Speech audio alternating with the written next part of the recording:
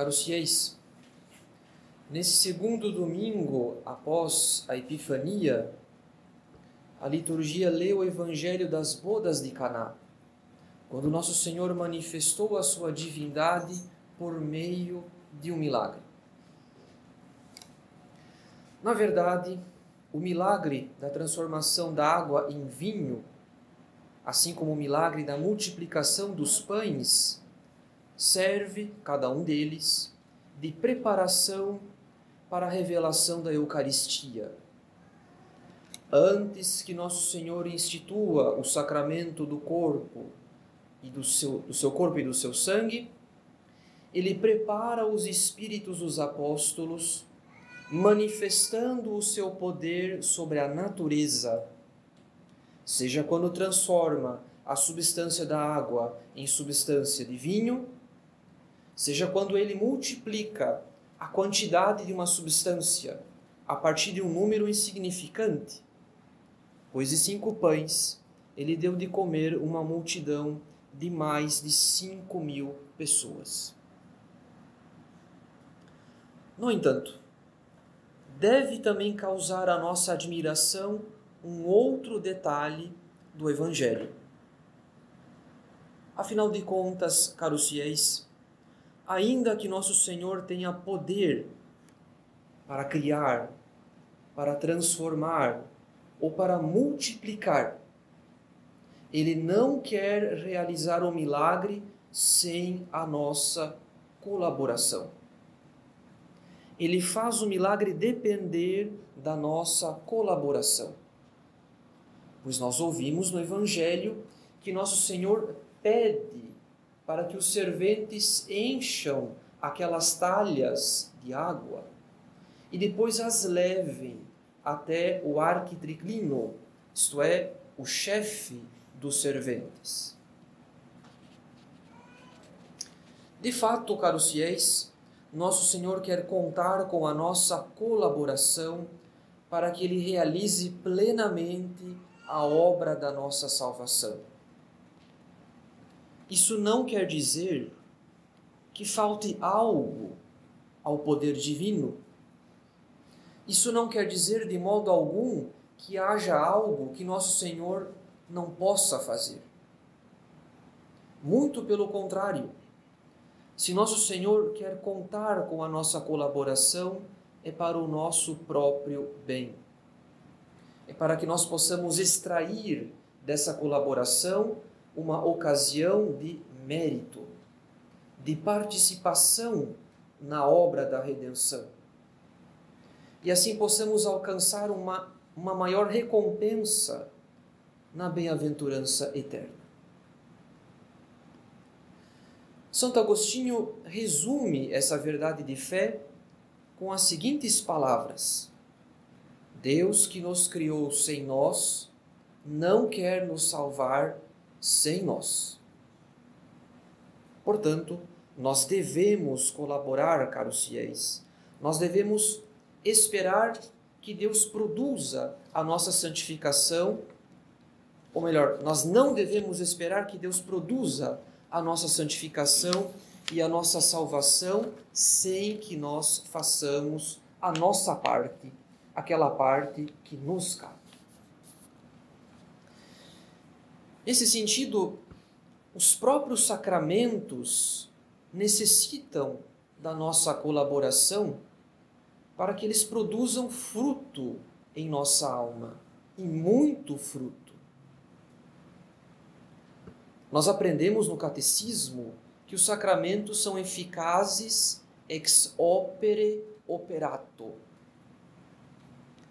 Essa expressão de língua latina quer dizer pela própria obra realizada.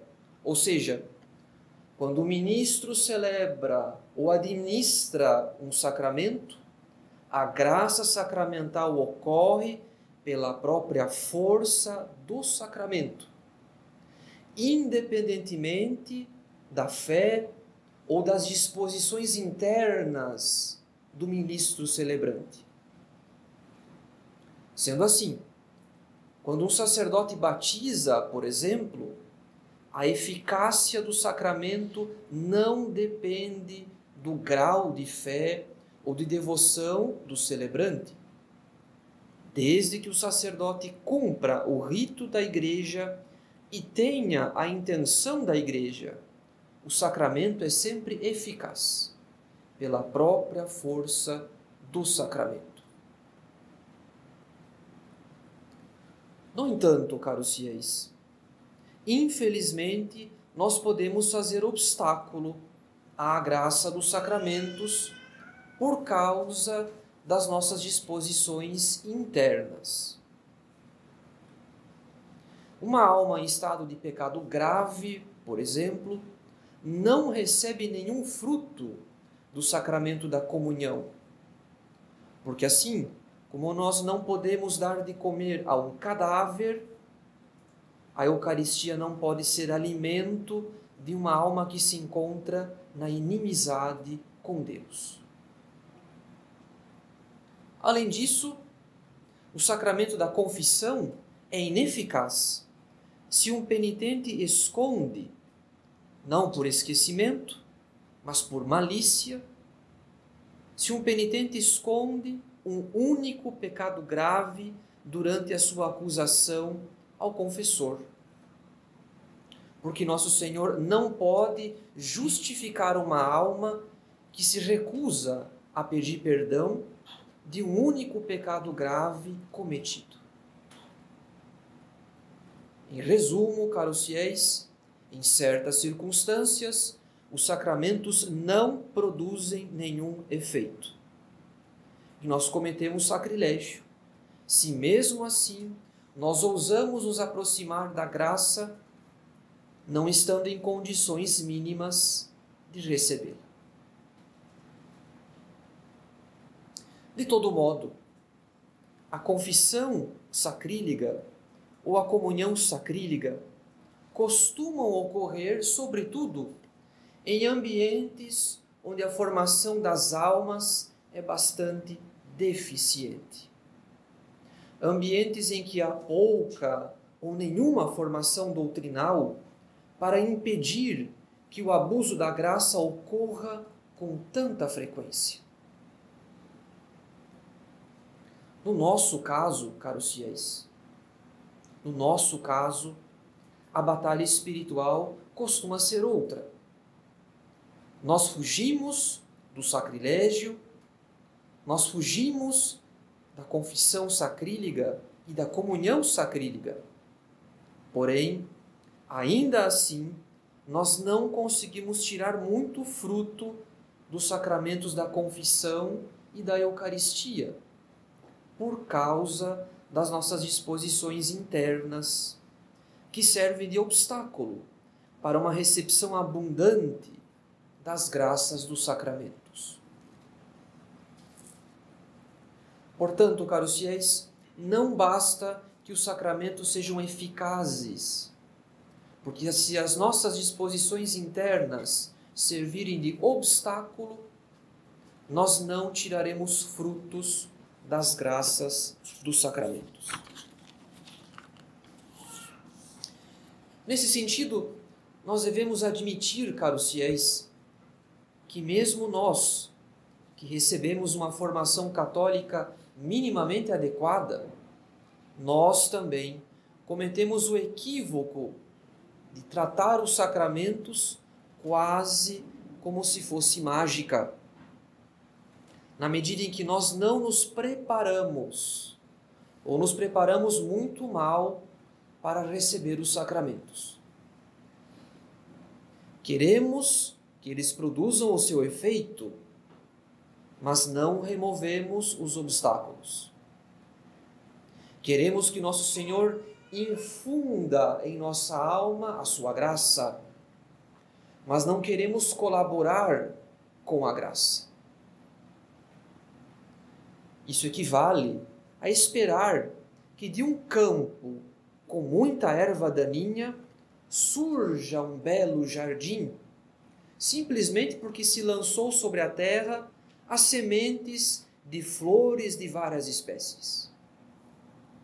Se ninguém arrancar a erva daninha, se ninguém trabalhar a terra e se ninguém cultivar as flores, o campo jamais se converterá num belo jardim, com flores de várias espécies.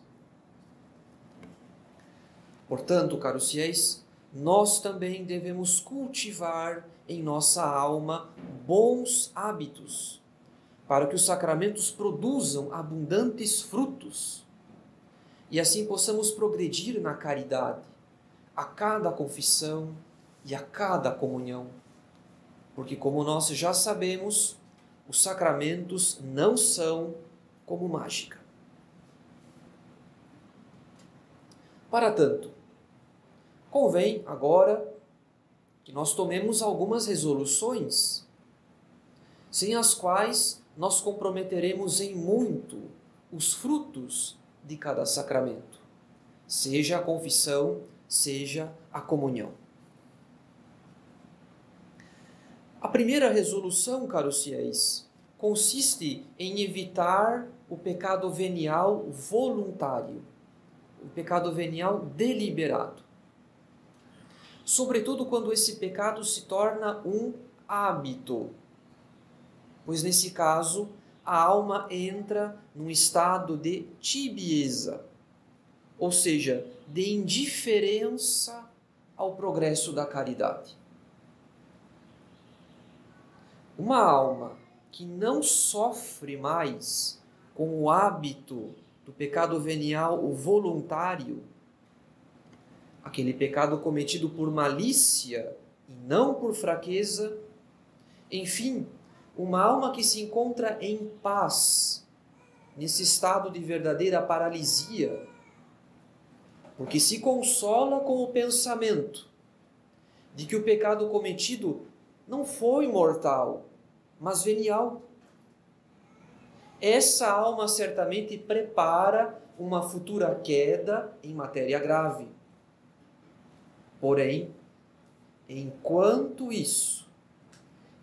a queda em matéria grave não ocorre, essa alma recebe os sacramentos, tirando pouco ou nenhum fruto, por causa do apego aos seus pecados veniais voluntários e habituais. É por esse motivo que devemos insistir, caros fiéis, que os sacramentos não são como mágica. Se um católico assiste filmes ou séries bastante inconvenientes, se ele vai a lugares de reputação duvidosa, se ouve ou canta músicas com ritmos sensuais ou de letras indecentes, se abusa no comer ou no beber, enfim, se um católico se expõe ao espírito do mundo e ao espírito da carne, ainda que a sua consciência muitas vezes não o acuse de ter cometido um pecado grave, no entanto, o hábito do pecado venial voluntário compromete em muito os frutos da confissão e da comunhão.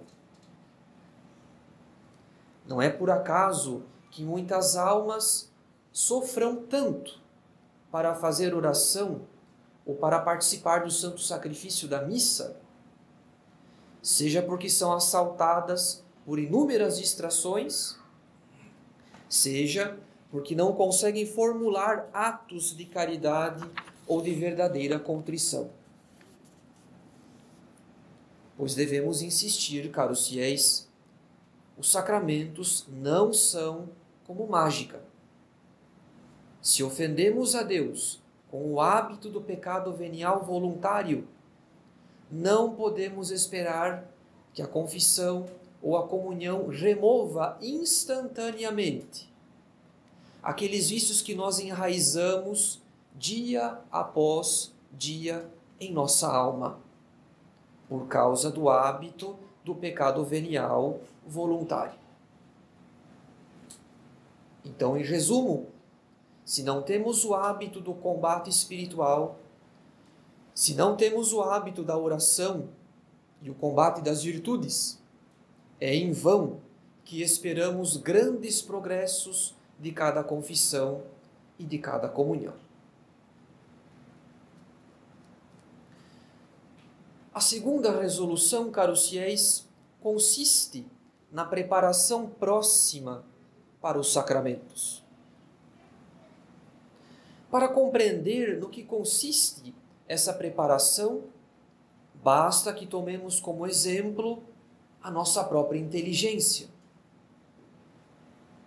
Afinal de contas, caros fiéis, nenhuma criança de 7 ou 8 anos, por exemplo, pode ser matriculada numa faculdade de matemática.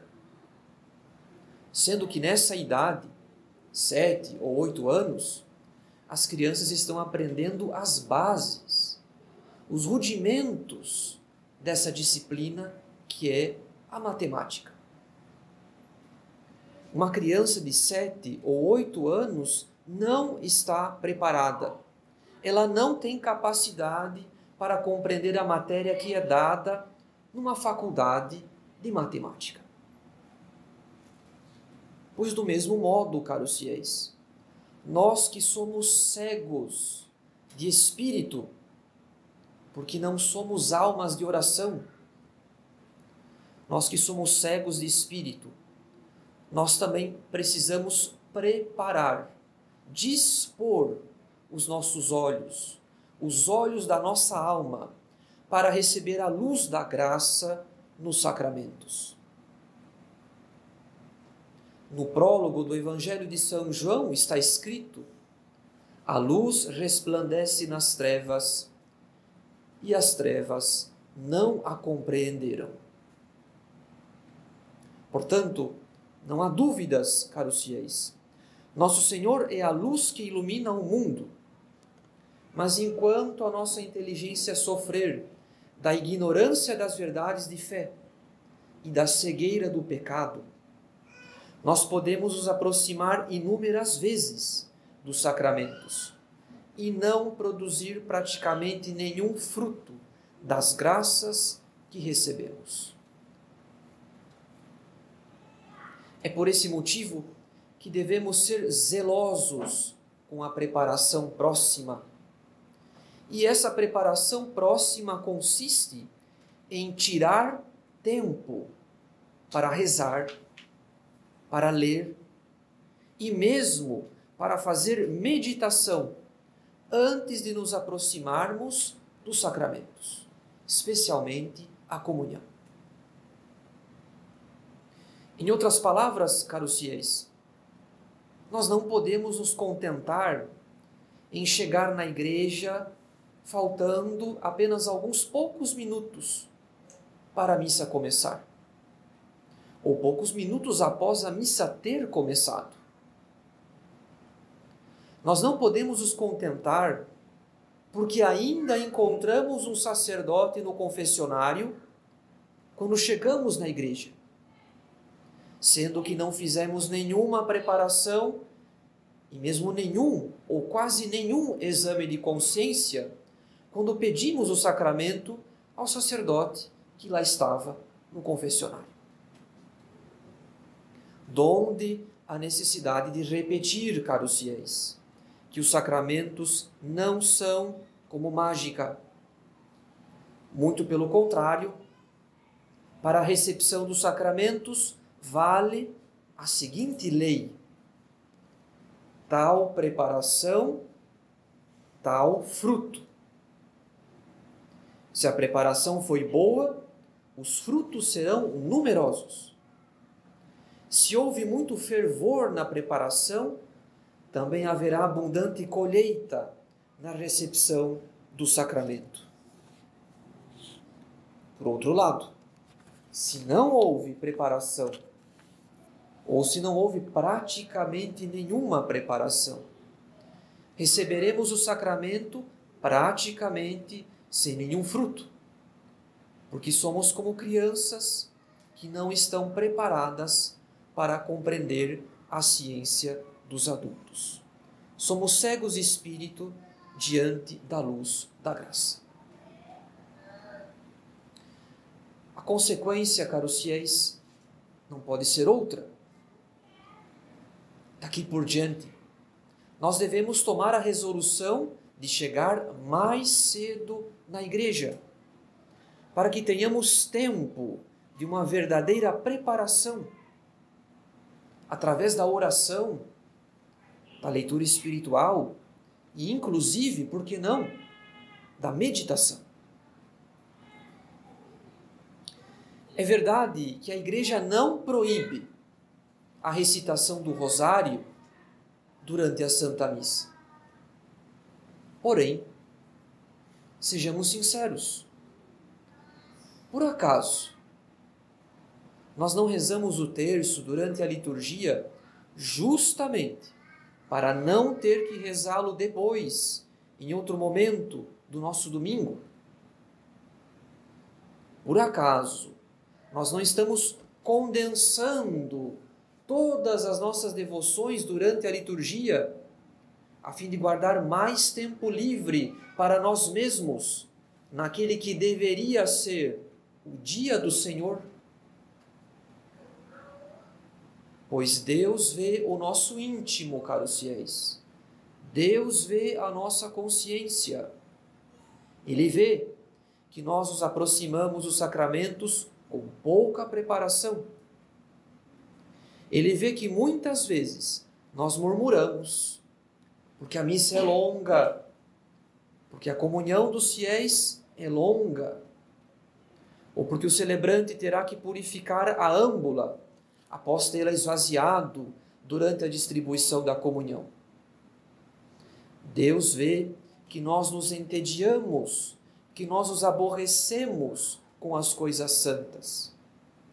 Deus vê que nós nos entediamos na presença do coração de Jesus. Jesus que se encontra realmente presente na Santíssima Eucaristia. E apesar disso, tudo pode ser mudado daqui por diante, se tomarmos a firme resolução de chegar sempre mais cedo na igreja, a fim de fazer uma verdadeira preparação, a fim de renunciar à tibieza de coração, a fim de preparar o exame de consciência, a fim de pedir a graça de uma sincera contrição e a fim de fazer uma santa comunhão. Pois, como nos ensinam os santos, amor só se paga com amor. Em nome do Pai, e do Filho, e do Espírito Santo. Amém.